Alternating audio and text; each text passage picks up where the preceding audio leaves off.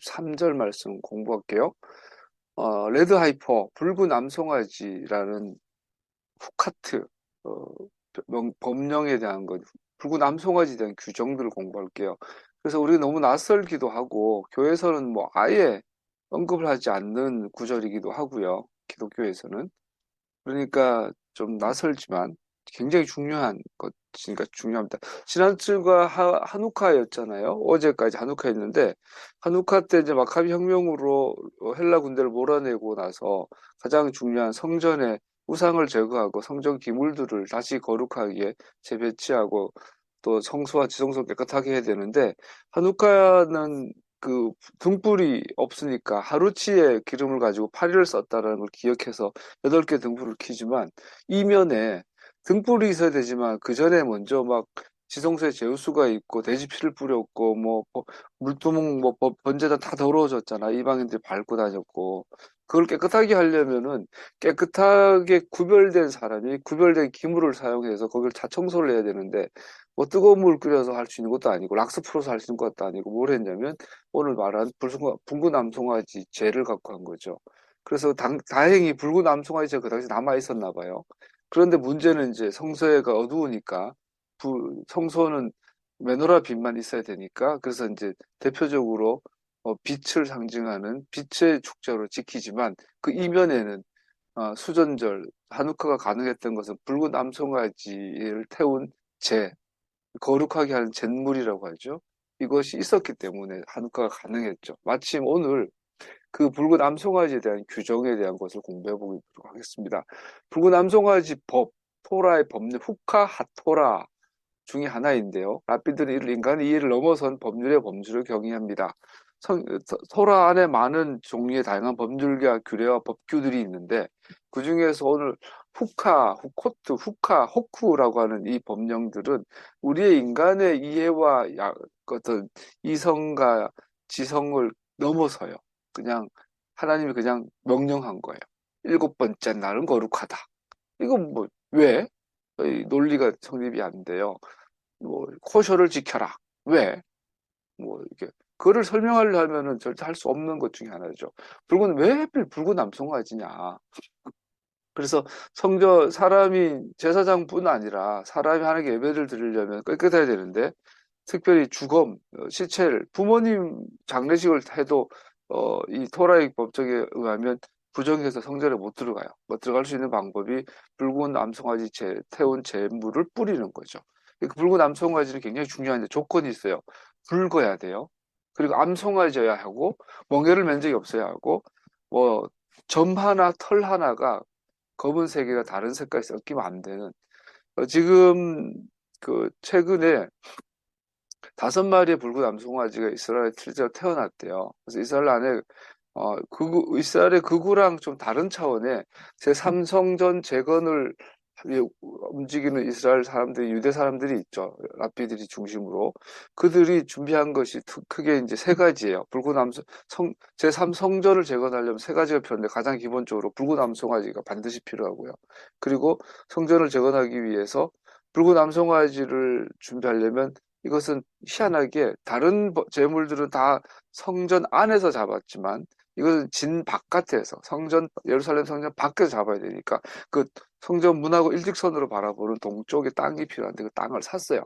유대인들이 벌써 몇 년 전에 돈 주고 사서 땅을 확보했고 또 붉은 암송아지도 5마리 확보가 돼 있고 또 이것을 집전할 제사장이 필요한데 5명인가 제사장을 젊은 아이들을 어릴 때부터 훈련시켜서 태어나서 한 번도 시체 옆에 가지 않도록 가족이 죽어도 장례하지 않은 순결한 남자아이 5명을 제사장을 훈련시켜서 양육해놨대요.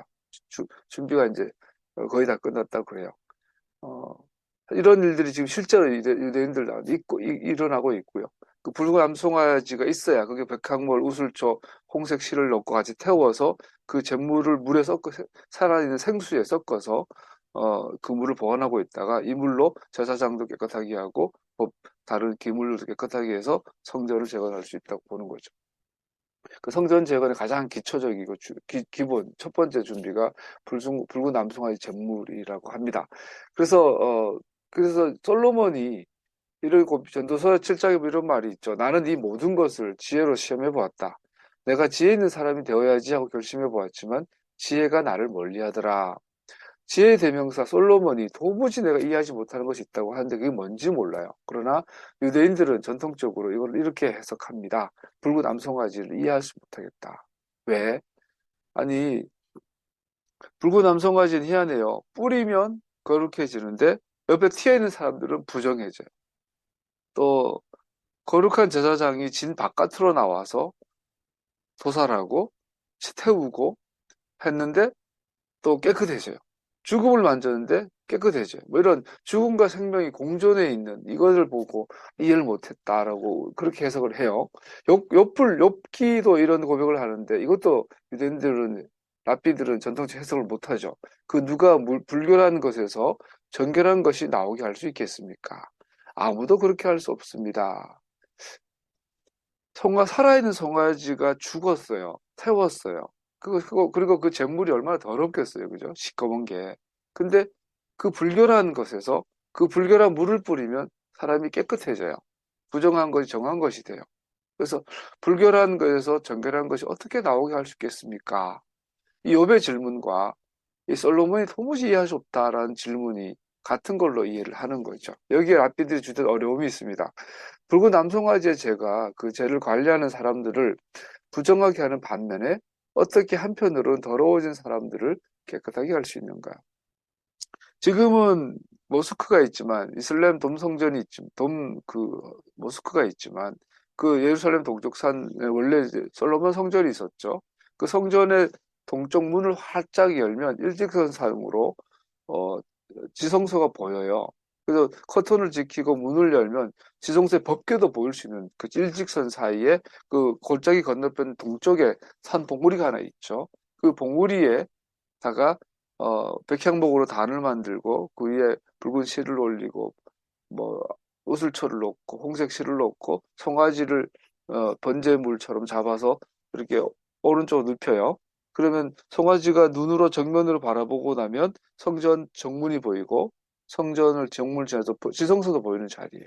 정확하게 그런 배치가 되어 있는 곳에서 송아지를 잡았고 태웠고 그 제물 가지고 사람을 정결하게 하는데 이게 아이러니하다라는 거죠. 이 더러우고 불결한 것이 어떻게 깨끗하게 하는가? 이 질문. 우리는 십자가를 알기 때문에 십자가라도 이해가 정의가 다 되지만 십자가를 알지 못하는 특히 고대 랍비들은 이것이 굉장한 질문이 되겠죠. 붉은 암송아지 의식은 특별히 시체로부터 부정해진 것을 다루고 있습니다. 즉, 본문이 다루는 부정은 죽음과 접촉했을 때, 시체와 접촉했을 때 생기는 것입니다. 이것은 이제 단 사람 시체뿐 아니라 동물의 사체도 마찬가지죠.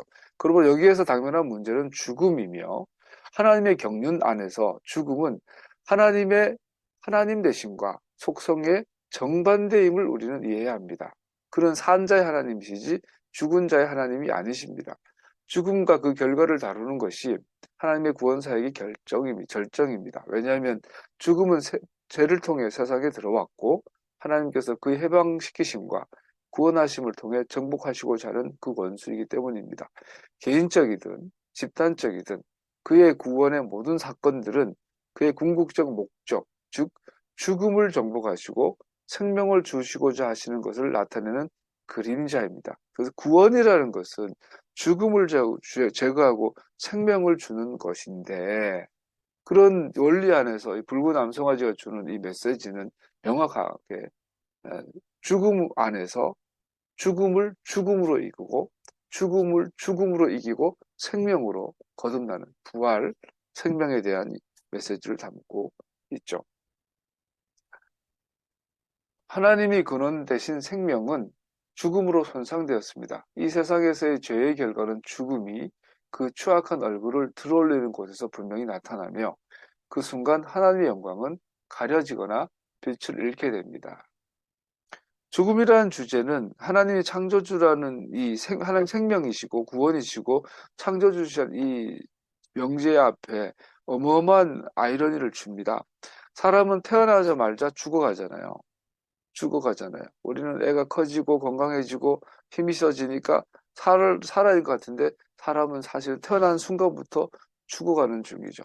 그래서 가만히 놔두면 누구나 죽어요. 죽음은 우리의 문제가 아닌 거죠. 우리가 어떻게 할 수가 없어요. 우리가 할 수 있는 건 사는 거죠. 어떻게 사는가가 우리가 할 수 있는 것이고, 죽음에 대해서 우리가 할 수 있는 게 아무것도 없어요. 그런데 그래서 이제 그게 문제죠. 이렇게 죽으면 끝인 거죠. 그리고 성경에서는 이 죽음이 죄의 결과이기 때문에 우리가 이대로 살다가 죽으면 우리는 죄 가운데 태어나서 죄 가운데서 죽는 존재가 되는 것이죠. 여기에 대해서 주님께서 어, 구원하셨다, 우리를 구원하셨다라는 것은 이 죽음에서 건지셨다라는 것을 의미하죠. 죽는데 죽는 게 아닌 부활의 생명, 구원받은 자라고 이렇게 성경을 말하고 있죠. 하나님은 정말 창조주이신가? 그는 정말로 그의 세상을 다스리는가? 그는 생명의 근원이 아닌가? 그런 생명의 근원이신 하나님이 만드신 이 세상에 죽음은 도대체 어디서 왔는가? 이 모든 것들이 사실이라면 죽음은 온 우주에서 가장 큰 수수께끼가 됩니다. 왜냐하면 죽음은 정확하게 창조주 그분과 정반대의 자리에 위치하기 때문입니다. 우리의 원수는 마귀가 아니라 죽음입니다. 이러한 이유로 죽음으로 부정해지는 것은 토라에서 겉으로 완고한 용어로 사용됩니다. 어, 장로들의 유전 그러잖아요. 그래서 토라의 멍해가 아니라 장로들의 유전. 예수님께서는 토라를 폐한 것이 아니라 장로들의 유전을 폐한 거죠. 그래서 더 나은 의라는 것은 장로들이 세운 장로들의 유전, 사람의 법보다 하나님의 법, 토라가 더 나은 의가 되는 거죠. 그래서 1세기 유대인 공동체의 사실 분인식되었고 죽음으로 인해 부정해지는 것에서 보호하는 정결 규정들을 토라에서 가장 중요한 법도 인정받았습니다. 그래서 특별히 랍비들이 유대인들이 그렇게 많은 장로들의 유전들, 하나님의 말씀인 토라 외에 그 덧붙이는 그 많은 장로들의 유전들을 만들어낸 가장 큰 원인 중에 하나가 바로 이 죽음의 문제입니다.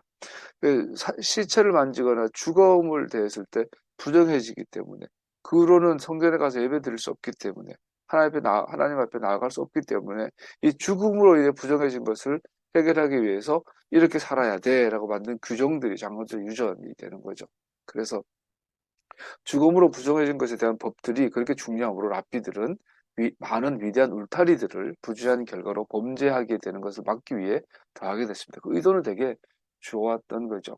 오늘 본문은 사람이 죽음으로 부정해질 수 있는 두 가지 경우를 보여줍니다. 시체를 만지거나 시체 일부를 닿은 경우, 시체와 같은 공간에 있었던 경우가 되는 거죠.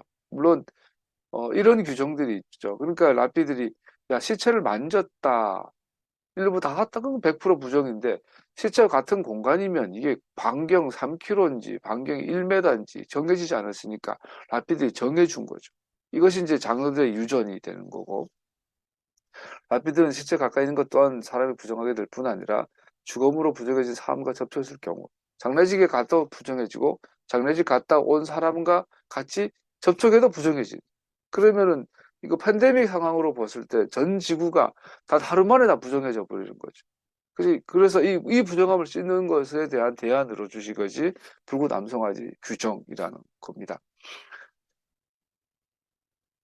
죽음으로 인해 부정해지는 것에서 정결하게 의식으로서 불구남성화의 죄는 상징하는 것은 무엇입니까?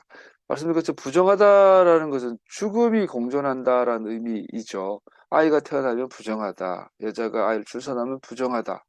아이가 부정한 것이 아니라, 여자가 부정한 것이 아니라 사람은 태어나는 그 순간부터 죽음이 함께 있기 때문에 부정하다는 의미죠. 그래서 이 죽음의 문제를 갖고, 하나님은 생명 자체이기 때문에 죽음을 가진 사람이 하나님 앞에 나아갈 수가 없어요. 그걸 부정한 상태라고 하죠. 문제는 하나님께서 부정을 받아들여 주든지 이 부정을 제거하든지 둘 중 하나인데, 하나님은 정하시기 때문에 부정을 받아줄 수가 없죠. 그러니까 우리가 정결해 줄 방법밖에 없어요. 우리가 정결해 주신 방법이 토라에 의하면 불구남성화지의 죄를 태워서 뿌리는 거예요. 다른 말로 하면 예수님의 십자가의 보혈을 믿음으로 나갈 수 있는 것의 원리가 되는 거죠. 첫 번째, 불다라는 사실은 의심할 법 없이 피를 말합니다. 이것은 궁극적으로 오직 피만이 죽음을 이긴다는 사실을 우리에게 강조하고 있습니다. 히브리서에 보면 피 흘림이 없은즉 죄사함이 없습니다. 왜 예수님께서 십자가에 달려서 죽으셨나? 왜 그냥 죽어도 피 안 흘려 죽을 수 있잖아요.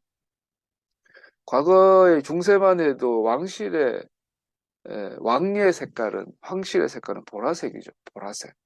그리고 과거, 요즘은 화학이 발달해서 모든 색을 만들어낼 수 있지만, 과거 우리나라도 5호선, 지하철 5호선은 황실의 색깔이 그러잖아요. 그래서 보라색은 과거에 인간이 만들어낼 수 없는 색깔이었대요. 그래서 굉장히 소중하고 중요했기 때문에 왕들만, 그 나폴레옹이 독살되었다라고 말하는데 후대에 이제 과학자들이 밝혀낸 건 독살이 아닐 가능성이 높대요. 왜냐하면 세인트 헬레나 섬에서 그 당시에 이제 그 유행이 벽지를 전부 다 녹색으로 칠하는 것이 유행이었대요. 근데 그 녹색은 오늘날 보니까 굉장히 예쁘고 정말 예쁜데 그 녹색이 다 비소래, 비소. 비산. 우리나라 옛날 독약을 만드는 비소의 원소가 그 조합을 하면 녹색이 나온대요. 그걸 칠하면 그렇게 예쁘대요. 그래서 한때는 프랑스에서 녹색으로 칠하는 것이 유행했는데 그게 아마 비소 중독이 돼서 죽었을 거다. 후대 이제 나폴레옹의 이거 유전자 검사를 했더니 그 비소가 발견됐다고 해요. 그래서 고대 사회에서 비소가 주는 녹색 이런 건 굉장히 귀했고 또 하나 이제 보라색 이런 것들은 왕실에서 쓰는 건데 이 보라색이 원초 어디 있냐면 시체 색깔이에요. 시체. 사람이 피가 붉은데 죽어서 이게 정상적으로 독살되었다거나 가각 일산화탄소 중독되었거나 외에 죽으면 사람 사람 시체가 푸르둥둥해져요. 근데 약간 보랏빛이 띈다고 해요. 뭔 하다가 그러다 보니까 불다 이게 죽으면 보라색으로 가는 이 불다라는 것. 그래서 왜 불구남성화지냐? 피는 피로, 죽음은 죽음으로 해결해야 된다. 그래서 예수님께서 피 안 흘리고 죽어도 돼요. 피 안 흘리고 죽으면 사람이 불구해지는데 예수님 피 흘리고 죽으셨어요.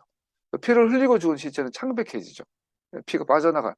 예수님은 피를 다 쏟으셨기 때문에 예수님의 시신은 하였을 거예요. 부르둥딩하지 않고 보라색이 되지 않고. 그래서 이 피를 다 흘리셨다라는 의미예요. 피를 다 흘리셨다는. 왜 그렇게 왜 그런 죽음을 선택하셨나? 이게 하나님의 원리였어요. 죄를 제거하기 위해서는 죽음을 없애기 위해서는 죽음이 필요하다. 붉은 암송아지가 죽은 것처럼 피만이 죽음을 이긴다. 이런 원리를 말하고 있어요. 이것이 붉은 암송아지 후카의 신비한 핵심입니다. 죽음은 죽음으로 정복됩니다. 두 번째, 그 어린 암소는 그 어떤 흠도 없는 완전히 붉은 것이어야 합니다. 이것은 절대적으로 순결한 생명을 상징하는데 그 생명은 어떤 작은 것도 섞여 있지 않은 생명입니다. 붉은 암소가지 찍은 사진을 봤어요. 유대인들이 막 태어났다고 막 호들갑을 떨어서. 근데 봤더니 우스워요. 우리나라 말은 그냥 황소야. 우리나라 한우야, 한우. 저 어릴 때 저는 소를 많이 키워봤죠. 소를 4마리까지 제가 키워봤어요. 소를 4마리, 자전거를 타고 소 4마리를 끌고 자전거 타고 다니는 저 어릴 때. 소 4마리 앞에 여기 2마리, 여기 2마리 해가지고 자전거 타고 소가 끄는 힘으로 자전거를 타고 매일 아침 저녁으로 소를 몰아봤어요. 어릴 때.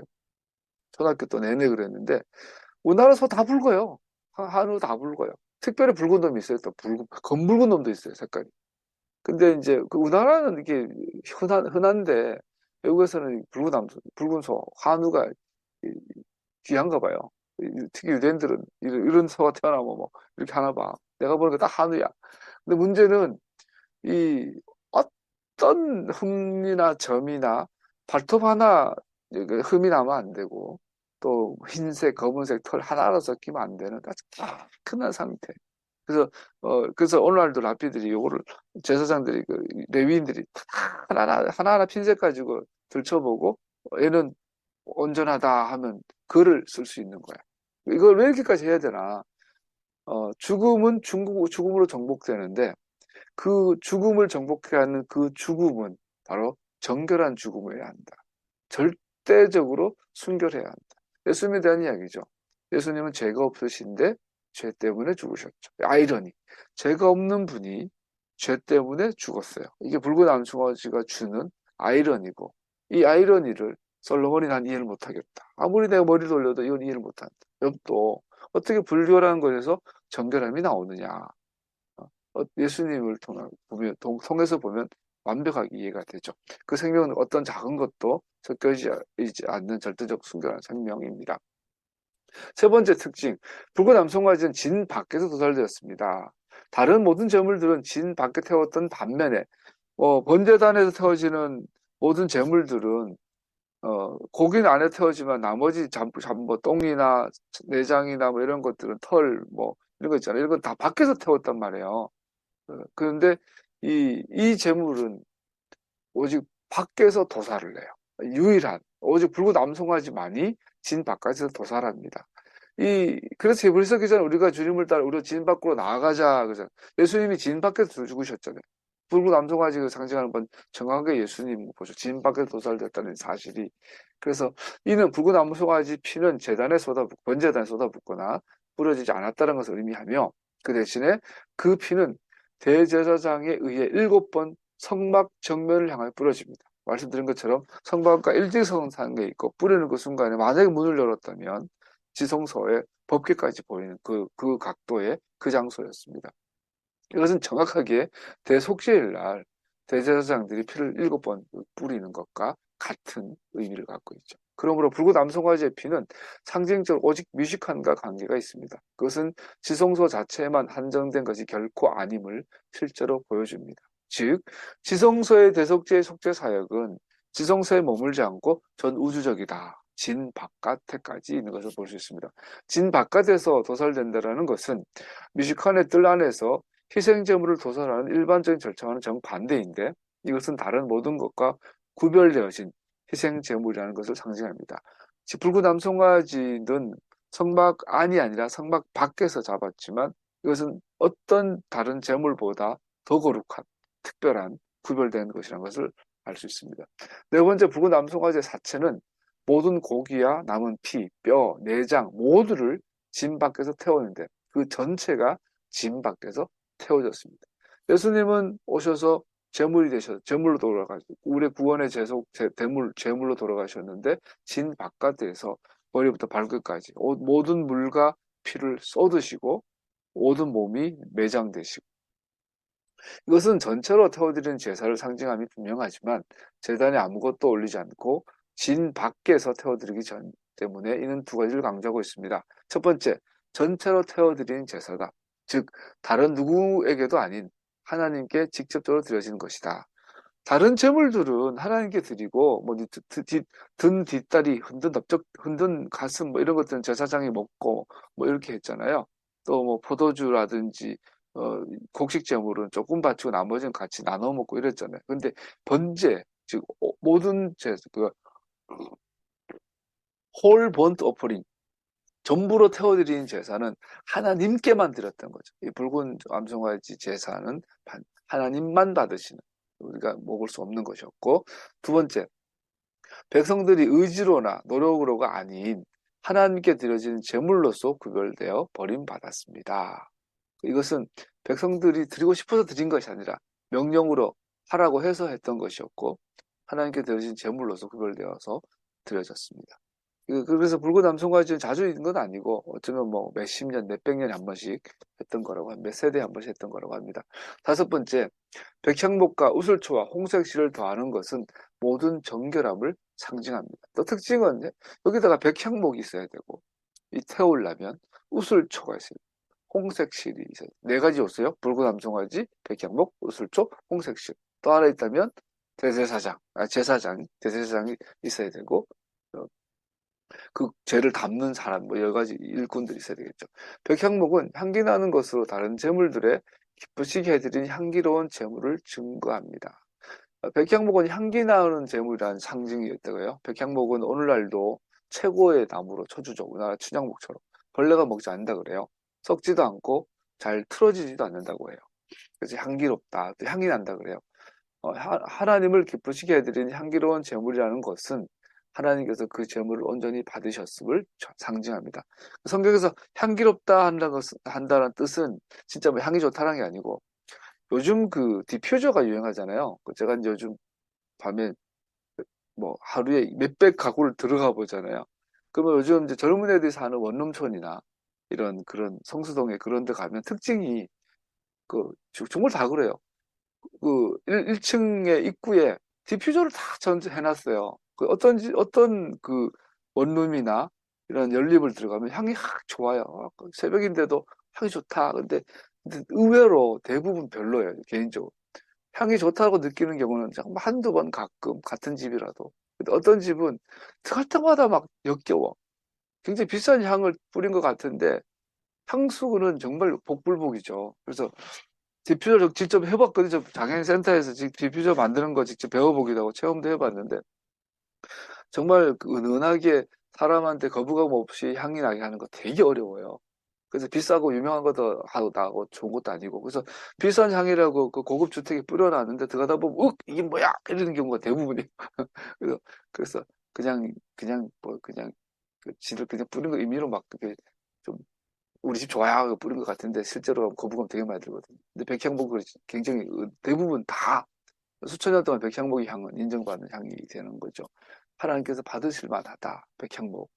두 번째, 우슬초는 순결하다. 순결의 상징입니다. 폐싸개 문지방에 피를 바를 때 솔로 사용됐고 또한 피부병에 걸린 사람을 정결케 하는 짜라서 정결을 위해서도 사용됐습니다. 우슬초에다 피를 찍어서 뿌렸고 예수님께도 붉은 실은 세 번째 붉은실 상징하는 것은 대속죄일에 염소를 선택하는 것을 상징하는데 하나는 제물로 드려지고 하나는 광야로 보내받았습니다. 우리 용키프로 대속죄일 날에 아사셀 염소 한 마리, 하나님께 드려진 염소 두 마리, 양 두 마리, 염소 두 마리를 하잖아요. 한 마리는 잡아서 하나님께 번제물로 드려서 대속죄일 날 하나님 어린 양, 두 마리 어린 양, 한 마리는 제물로, 한 마리는 산채로 그 머리 오른쪽 뿔에다가 붉은 리본을 달아놓고 얘는 아사셀 염소가 되죠. 그래서 제사장이 안수하고 산채로 어, 광야로 보내면 걔는 광야에서 낭떠러지에 떨어져 죽거나 다르면 자칼이나 사자의 밥이 돼서 찢겨서 죽는 거죠. 예수님의 십자가의 상징이요. 하는 그런 두 양을 의미하는 붉은 실은 그 대속죄일에 염소의 목에 뭐 어떤 책을 보면 뿔에다가 묶었다고 합니다. 그래서 보면 사람들이 그 누가 아사셀 염소를 데리고 대속죄일 날 한 마리 선택해서 가면 막 돌을 던졌다 그래요. 양을 향하여. 그러면 이제 제사장이 소리 지르다 그러죠. 보라, 이스라엘의 죄를 지고 는 하나님의 어린 양이라. 이렇게 했다 그래요. 아사셀 염소를 향하여. 세례요한이 예수님을 향하여 보라, 세상 지고 는 하나님의 어린 양이라. 이 아사셀 염소를 할 때도 문장이 되는 거죠. 그러므로 각각의 것을 불에 던지는 것은 붉은 암송아지의 죽음은 죽음으로 더럽혀진 사람을 정결케 하는 효력이 있음을 보여주며 살아있는 자의 하나님은 희생제물의 죽음을 대가로 더럽혀진 사람들에게 생명을 주시는 분이심을 상징으로 보여주는 것입니다. 그래서 결론적으로 붉은 암송아지는 예수 믿고 구원받아라 라는 거죠. 모든 인간은 죽어요. 이 죽음을 해결할 수 있는 분은 예수님밖에 없고 이 죽음을 해결하신 분이 예수님이시고 예수님께 십자가에 달려 피를 흘리심으로 우리를 대속하여 죽으심으로 우리가 죄에서 죽음에서 해방되었다라는 사실을 믿으라라고 우리에게 호소하고 있는 것이죠. 여섯 번째, 여러분 지금 이렇게 전도라는 게 평소에 이렇게 하면 되게 무미건조해요. 그런데 이제 장례식장 가면은 굉장히 와닿습니다. 장례식장 가면. 그래서 최근에 이제 우리 작은어머니 장례를 제가 집전을 했는데 가면 항상 그 말 생각 들어요. 가족이 돌아가셨으니까 그분이 어떻게 사셨는지 잘 알잖아요. 정말 고생 많이 하셨거든요. 살아생전은 예수 믿는데 뭐가 이리 고달프냐 사는 게 그렇게 살아요. 그런데 장례식 가면 달라요. 그래도 예수 믿었어. 예수 믿고 죽은 게 어디야. 전부지. 예수 믿고 죽은 게 우주를 얻은 것보다 크지. 이게 느껴져요. 장례식장 가면. 근데 세상 살 때에 잘 나가고 영광스럽게 살고 어제 유튜브 보니까 SK 재벌 3세 마이바흐 타고 다니면서 자선 회사를 만든 젊은 친구 아주 귀하더라고 보니까 뭐 잠깐 봤는데 재벌 3세가 저런 마인드인 거 보니까 아주 대단하다 싶긴 하더라고요. 근데 어쨌든 그렇게 살고 위대하게 살고 정말 이 땅에서 남부럽지 않게 살아도 예수 안 믿으면 그 죽음이 초라해요. 정말 초라해. 전 기억나는 말은 모르지만 현직 검사였는데 굉장히 잘 나가는 검사인데 돌아가셨어요. 최장암인데 걸려서 한 달 만에 죽었어요. 그래서 이제 그때 제가 전도사 때니까 장례 집전한 가지고 위로 예배 드리러 갔더니 아산병원에 갔더니 문정 박대당했어요. 그래서 막 외국 자식들 다 외국에 교수하고 있고 외국에 독일에서 뭐 정교수예요. 막 대단한 집안. 근데 그 담임 목사가 너무 안 한다. 그 교구 전도사가 가서 병실에 가보지도 못하고 음료수 문 밖에 놓고 그냥 왔어요. 같이 갔던 권사님들이 막 노발대발하고 결국은 이제 장례 예배, 하간 예배까지 같이 주관하긴 했는데 하간할 때 정말 그 현직 힘 있는 중앙 검사가 죽으니까 그 장례식에 막 크드만요 힘있게 장례식 아무도 안 와. 근데 가족들 돈이 많으니까 재고 좋은 못자리에다가 진짜 웃기더라고. 그 노예 흙을 파는데 보통 그냥 삽으로 하는데 그 삽에도 막 치장 꽃으로 삽을 꽃으로 치장을 했어요. 그 제가 보고 웃었어 속으로. 아이고 저거 말이 집 사지 저거 살 때 사는 게 예수 믿는 삶은 아닌 거죠. 그건 제가 보기엔. 그처럼 여러분 예수 믿는 거 별거 아닌 것 같은데 죽음 앞에 서면요 절실히 그 가치가 드러납니다. 그래서 우리가 예수님 알고 예수님 믿고 죽은 죽음이 정말 영광스럽습니다. 하나님 성경에서 약속한 것이 다 포장됩니다. 예수 믿는 순간, 예수 믿고 죽었을 때. 근데 이 땅에서 정말 성공적으로 살았다 하더라도 예수님 모르고 살면 죽었을 때 성경에서 약속한 그 모든 것에서 쫓겨납니다. 장례식장 가면 그 사람의 인생이 한마디로 들어. 그래서 저는 어느 순간부터 비록 저분이 세상을 살 때 가난했고 정말 사람들한테 무시당하고 살았지만 예수 믿고 죽었다면 믿음의 선한 삶을 싸웠다. 믿음의 선한 싸움을 다 싸우고 승리했다라고 선포해 주게 되더라고요. 여러분 예수 믿어야 돼요. 그리고 예수 믿고 죽어야 돼요. 대제사장 자신이 부정해지는 유일한 희생자. 그리고 이 제사는 희한한 게 대제사장이 부정해져요. 대제사장이 불구남성아지 제사를 드리고 나면 지가 부정해져 지가. 이는 대제사장 자신이 죽음으로 부정해진 즉 죽음으로 부정해진 부정한 자임을 상징합니다. 그는 죽음의 부정을 가져가는 자입니다. 우리는 도세티즘 우리가 기독교 이단 중에 하나가 도세티즘이 있어요. 가현설, 영지주의, 가현설 있어요. 도세티즘 맞죠? 어, 가현설은 뭐냐면 어떻게 하나님이 죽냐? 어떻게 하나님이 죽냐? 불가능하지 않냐? 그러니까 2000년 전 오셔서 예수님은 그냥 가짜로 나타난 거예요. 그래서 뭐 어떻게 설명 못하지만 어떻게 가짜의 이미지로 와서 사람들한테 그렇게 죽은 척하고 가신 거지. 진짜 죽은 건 아니다. 예를 들어서. 그런데 오늘 부구남성한테 분명히 말하고 있어요. 대제사장이 죽음으로 부정해서 죽어버려. 예수님은 진짜 죽으신 거예요. 근데 예수님은 자기 죄 때문에 죽은 것이 아니라 우리 죄 때문에 죽으신 거죠. 대속이라고 하죠. 그래서 진짜 죽었는 것은 아니 그러면 물어보죠. 그런데 또 질문이 나오잖아요. 생명 자체이신 생명의 근원이 어떻게 죽냐? 근데 그 죽음의 의미가 나오죠. 진짜 죽었는데 진짜 왜 진짜 죽어야만 했냐면 그는 죽음의 부정함을 가져가는 자. 당신이 죽으심으로 우리의 죽음을 가져가 버린 거죠. 이것이 십자가의 죽음입니다. 십자가 죽음. 죄는 그거 죽음을 가지고 결론적으로 나오는 게 죄예요, 죄. 죄는 번역이 오류입니다. 우리가 잿물이라고 하지 않았죠, 이제. 먼지라는 표시입니다, 먼지. 물은 단순한 물이 아니라 생명의 물, 생수가 됩니다. 아담이 흙으로 만들었다 했지만 아담은 사실 먼지로 만들었다. 원어에 먼지로 만들었죠. 그리고 네가 흙으로 와서 흙을 개가내라. 먼지로 와서 먼지를 개가내라. 이 먼지라는 단어가 오늘날의 용어로 하면 입자가 되죠. 너는 입자로 구성되어졌다는 뜻이죠. 그래서 하나님께서 붉은 암송아지를 통해서 잿물, 먼지물, 입자로 구성된 물, 입자의 물. 어제 우리가 키두시를 했어요. 그죠? 매주마다 어설프지만 키두시 합니다. 포도주의 열매와 땅에서 먹을 것. 할랄빵은 아니지만. 어제 김용희 목사님이 이번 크리스마스 자기네 그 성만찬, 우리는 뭐 신학적으로 많이 다르지만 그 의미가 정말 귀하죠. 그죠? 이 포도주는 노군님과 그 민간 학살된 그곳에서 재배된 포도로 만들었고, 일부러 이 빵은 제주도 4.3 사건에 피 묻은 현장에서 재배된 그 보리빵으로 하겠다.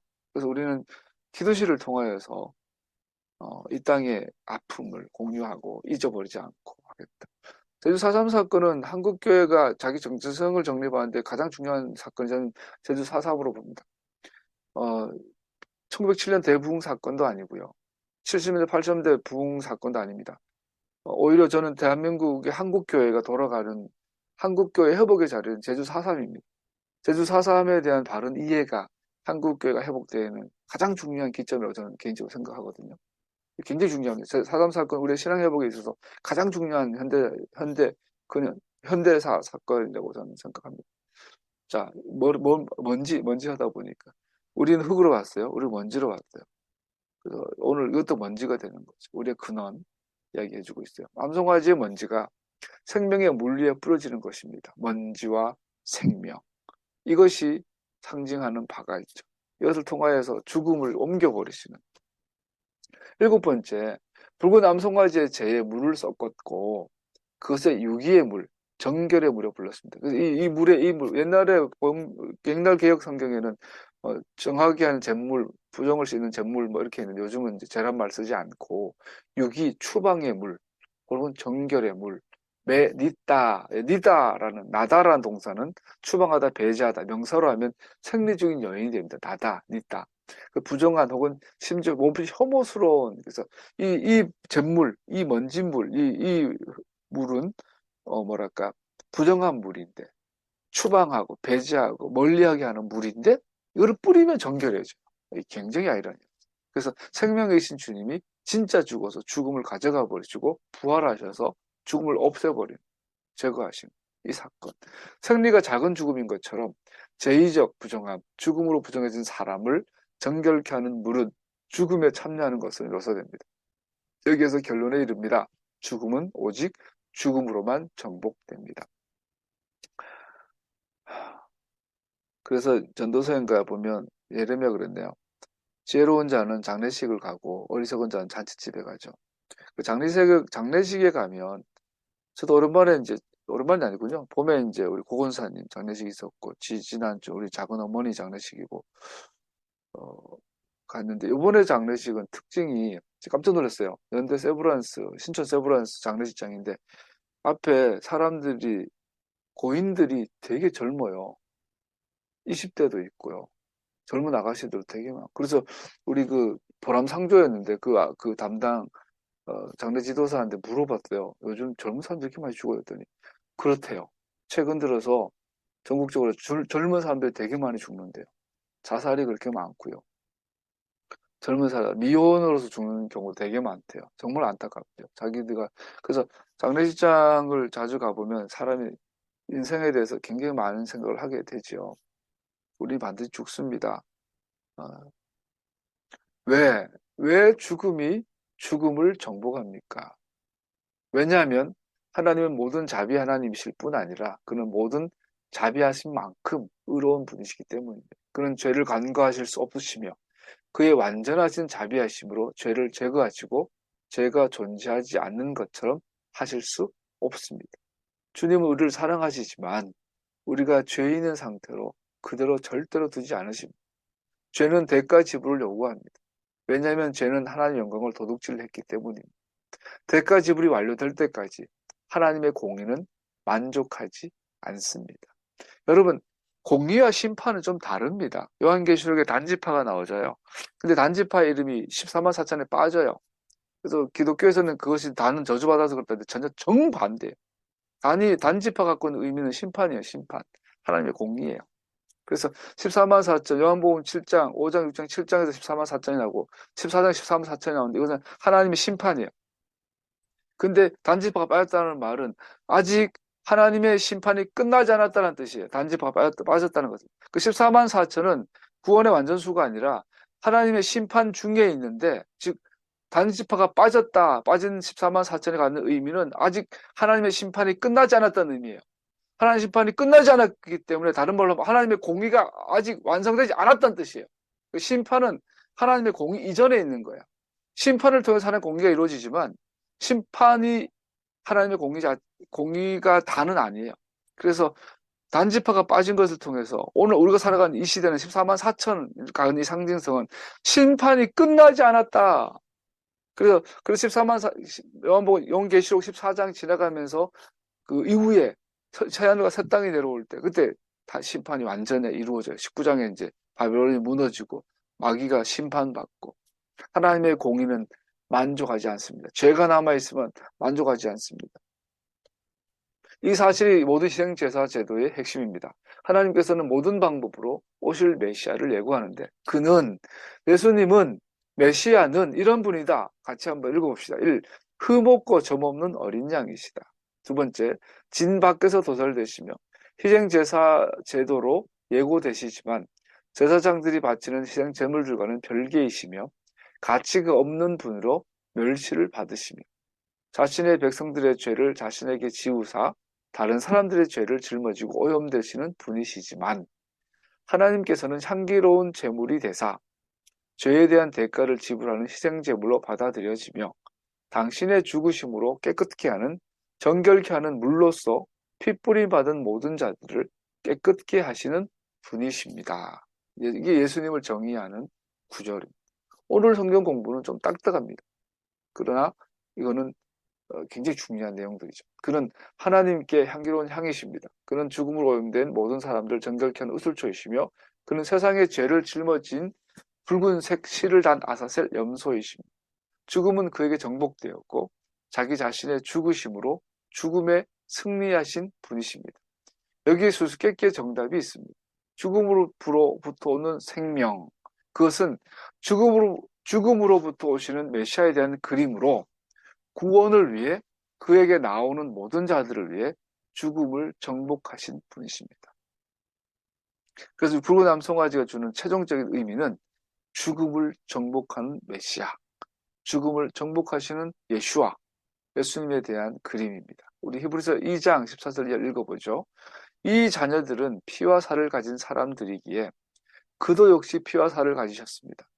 그것은 그가 죽음을 겪으시고서 죽음의 세력을 쥐고 있는 자, 곧 악마를 멸하시고 또 일생 동안 죽음의 공포 때문에 종로를 타는 사람들을 해방시키기 위함이었습니다. 본문의 나머지 그리고 나서 이제 20장으로 넘어가면 이제 완전 장면이 전환되면서 미리암의 죽음에 대한 이야기가 나옵니다. 그래서 19장과 20장은 38년의 시간차가 있어요. 38년이 지나고 나서 20장에 가서 미리암이 죽어요. 그런데 미리암은 국가적 지도자인데 죽음이 너무 초라해요. 그래서 알다시피 미리암은 모세의 권위에 도전해서 악한 말을 하던 분이었고 그래서 그의 죽음은 단순으로 언급되고 그의 죽음에 대한 어떤 길이 있는 게 없어요. 그녀는 모세에 대한 반역을 용서받았지만 그 땅에 들어가지 못하고 죽었습니다. 이렇게 짧은 언급은 모세와 아론의 반역함으로 약속의 땅에 들어가지 못하고 죽은 사람들처럼 미리암이 그 땅에 들어가지 못함과 관련이 있습니다. 그리고 아론도 이제 죽을 때가 되죠. 아론 아들 엘리에셀에게 자리를 넘겨주고 대제사장 옷을 넘겨줍니다. 그러나 모세와 아론의 경우는 그들의 죽음을 민족이 애도하여서 주었습니다. 반면에 미리암의 경우에도 애도했다는 기록이 없습니다. 이제 모세도 죽고 아론도 죽는 시기가 곧 갑자기 장면이 확 바뀝니다. 근데 여기서 모세도 이제 죽을 때가 다 된 나이 노인인데 또 한 번 백성들이 모세와 아론을 대적합니다. 그리고 얘네들은 2세대예요. 이제 엄마 아버지는 다 죽었어요. 이제 출애굽 2세대, 광야에서 태어난 2세대들도 모세 아론을 대적해요. 그 이유는 뭐냐? 물이 없다. 물이 없으니까 당연하죠. 물이 없으니까 지도자인 니들 책임이 져라. 백성들은 불평하면서 다시 한번 물의 근원이 하나님이라는 사실을 잊어버렸습니다. 문제는 물이 없다는 사실이 가지고 하나님이란 존재를 잊어버렸다는 사실이죠. 모세와 아론 자신들도 백성들에게 생명을 주는 물을 공급하시는 분으로 하나님을 설명하는 것을 완전 신뢰하는 것을 실패했습니다. 믿음의 결핍이 원이었습니다. 19장에서 20장 사이에 거의 38년의 시간 차가 있는데 이 시간 동안 많이 지쳤겠죠. 광야에서 계속 아무 이유 정처 없이도 있었으니까 심지어 모세와 아론조차도 믿음이 약해졌어요. 그 증거가 어, 이 광야에 바위에 물을 내라 명령하는데 모세가 화를 내고 막 돌을 발로 치죠. 내가 내랴. 저 바위를 쳐서 물을 내는 건 옛날에 미리한 바 있었는데 그때 하나님이 냈는데 지금 내가 내랴 이렇게 하잖아요. 백성들의 불편 죽음의 그림을 그리게 합니다. 왜 당신들은 주님의 총애를 광야로 이끌고 우리가 가축들이 여기서 죽게 합니까? 광야는 황폐했고 먹을 것과 마실 것이 부족했습니다. 정탐꾼들이 그 땅의 풍성한 소산들을 가지고 돌아왔지만 백성들은 과거의 딜레마를 기억하지 못했습니다. 하나님의 약속에 소망을 두는 대신에 당면한 문제를 당신들의 관점으로 채색하였습니다. 그들은 그 땅을 광야에서 낭비하는 것이라고 판단했고 믿음의 눈으로 보는 것을 거절하였습니다. 이거 많이 개인적으로 와닿지 않나요? 저도 개인적으로 와닿습니다. 저는 돌아보면 나이 40이 넘어서 목사가 돈 벌어도 괜찮네. 50이 넘어서 목사니까 돈 벌어야 되겠다. 그게 너무 늦었어요. 몸으로 때우는 것밖에 할 수 있는 게 없더라고요. 만약에 내가 신학교를 안 갔다면, 만약에 내가 목사가 안 되었다는 생각을 해보거든요. 확실한 건 제 성격상 그리고 삶의 상식선에서 목사가 안 됐다면 지금보다 훨씬 잘 살았을 것 같아요. 지금보다는 훨씬 안정되게 살았을 것 같아요, 사회적으로. 그런데 뭐 남들보다는 잘못 살아도 평범하게 살았을 것 같아요. 근데 목사가 되고 또 지혜롭지 못한 목사가 되다 보니 오히려 뭐랄까 그런 생각이 많이 들어요. 그러면 어떻게 해요? 이런 이분들도 그랬겠죠. 38년 동안 그러고 보니까 이 38년 시간이 너무 아깝다. 나는 광야에서 태어나 가지고 뭐 나는 베두인도 아닌데 이렇게 유목민도 아닌데 이러고 있어야 되니 도대체 나는 뭐냐? 내 인생은 뭐냐? 이 시간이 너무 아깝다. 그러다가 물이 없는 것을 통해서 촉발이 돼 가지고 막 항의하고 이랬겠죠.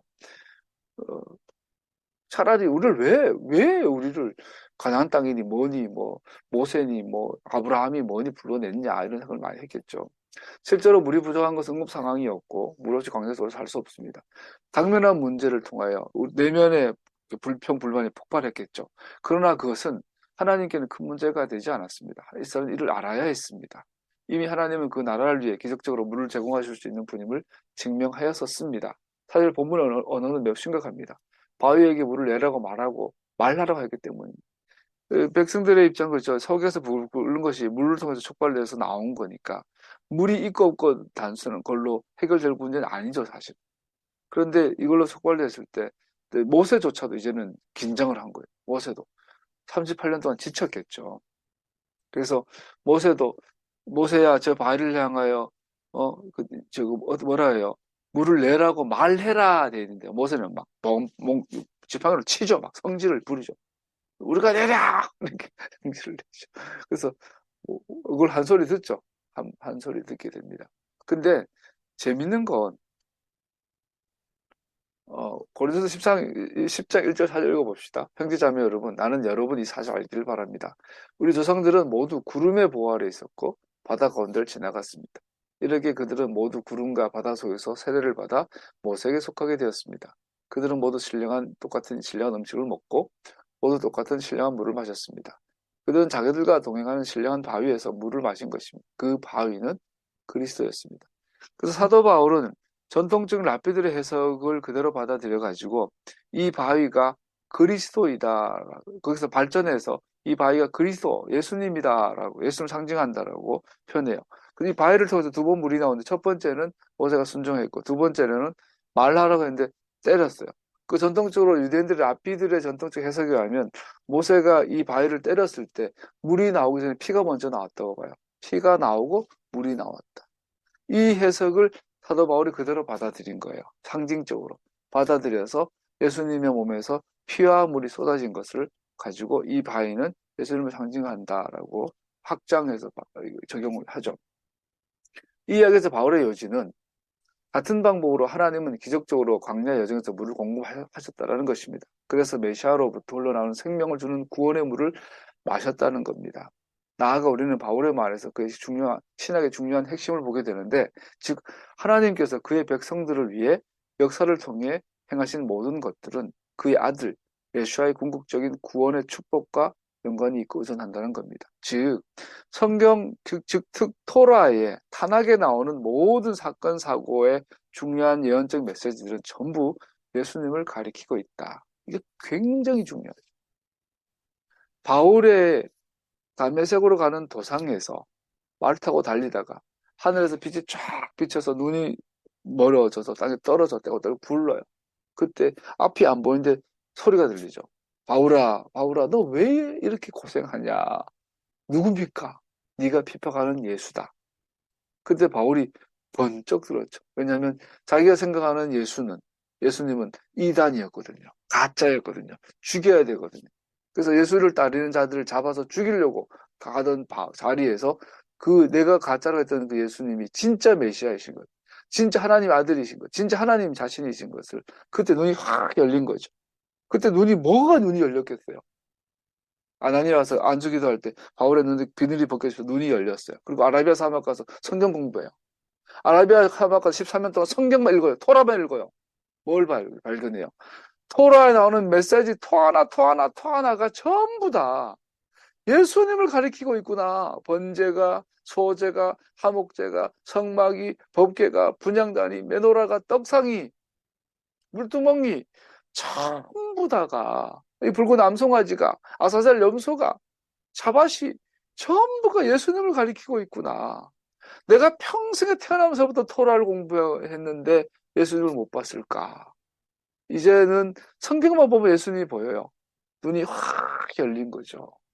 사도 바울은 베드로와 야고보와 다르게 단 한 번 예수님을 본 적이 없어요. 들은 적도 제대로 없나 봐요. 이단인 줄 알았으니까. 그랬던 사도 바울이 직접 예수를 만난 베드로보다, 직접 예수님을 만난 야고보, 요한보다 더 정확하게 예수님을 알아요. 왜?